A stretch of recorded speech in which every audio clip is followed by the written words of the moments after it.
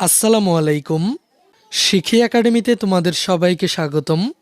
এই ভিডিওতে এখন আমরা অষ্টম শ্রেণীর ইতিহাস ও সামাজিক বিজ্ঞান বই থেকে প্রথম অধ্যায়টি নিয়ে আলোচনা করব। এখানে এই অধ্যায়টির আলোচনার বিষয়বস্তু হলো বিজ্ঞানের দর্পণে সমাজ।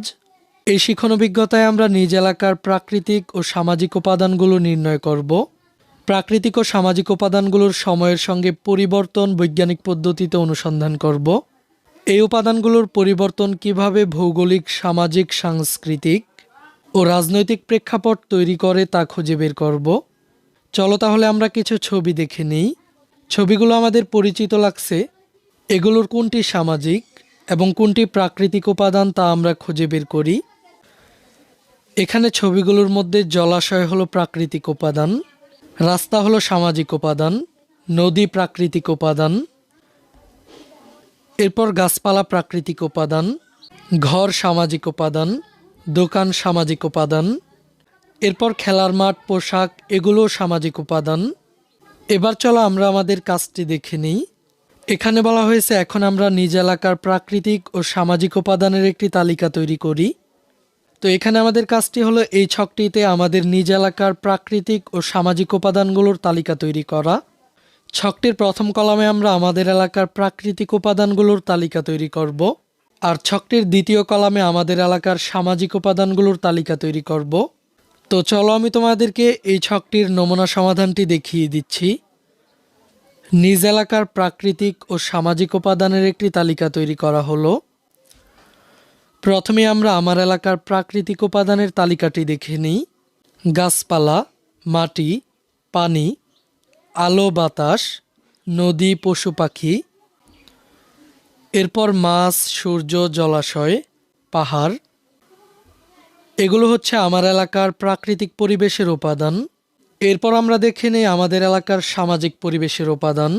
বাড়িঘর, রাস্তাঘাট, বিদ্যালয়, মাদ্রাসা, যানবাহন, মার্কেট, দোকান, মোবাইল, মসজিদ, মন্দির, টেবিল, চেয়ার। এরপর বলা হয়েছে আমরা কি কখনো ভেবেছি এই উপাদানগুলোর মধ্যে কোনগুলোর সময়ের সঙ্গে পরিবর্তন হয়েছে। আমরা হয়তো কখনো এলাকার বয়স্ক বা পরিবারের অভিভাবকদের কাছে শুনেছি আমাদের এলাকার কিছু কিছু প্রাকৃতিক ও সামাজিক উপাদানের পরিবর্তন হয়েছে।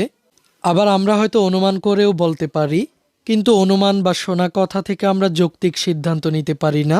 তাই চলো আমরা বৈজ্ঞানিক পদ্ধতি অনুসরণ করে যৌক্তিক সিদ্ধান্ত গ্রহণ করি। অনুসন্ধানের এই কাজটি করার জন্য আমরা এলাকার মানুষের কাছে প্রাকৃতিক ও সামাজিক উপাদানের পরিবর্তন সম্পর্কে মতামত গ্রহণ করব। আমরা এই কাজটি করার জন্য সপ্তম শ্রেণীর অনুসন্ধানী ধাপগুলো অনুসরণ করব। আমরা কিন্তু এর আগে সপ্তম শ্রেণীতে অনুসন্ধানী প্রক্রিয়ার 6টি ধাপ অনুসরণ করেছিলাম। এবার আমরা পরিবর্তন সম্পর্কে উত্তরদাতার কাছ থেকে হ্যাঁ বা না প্রশ্নের মাধ্যমে উত্তর নিব। তাই তথ্যগুলো আমরা একটি নতুন পদ্ধতিতে সংগ্রহ ও উপস্থাপন করব। মনে রাখবো উত্তরদাতা যেহেতু তথ্য দিচ্ছেন, তাই তাদেরকে আমরা তথ্যদাতাও বলতে পারি। চলো আমরা অনুসন্ধানের ধাপগুলো বুঝে নেই। তো পরবর্তী ক্লাসে আমরা অনুসন্ধান প্রক্রিয়ার ধাপগুলো নিয়ে আলোচনা করব। এই ক্লাসে এই পর্যন্তই। এই ক্লাসটি তোমাদের কাছে কেমন লেগেছে তা আমাকে কমেন্ট করে জানিয়ে দাও। আর পরবর্তী সকল ক্লাসগুলো পাওয়ার জন্য চ্যানেলটিকে এখনই সাবস্ক্রাইব করে রাখো।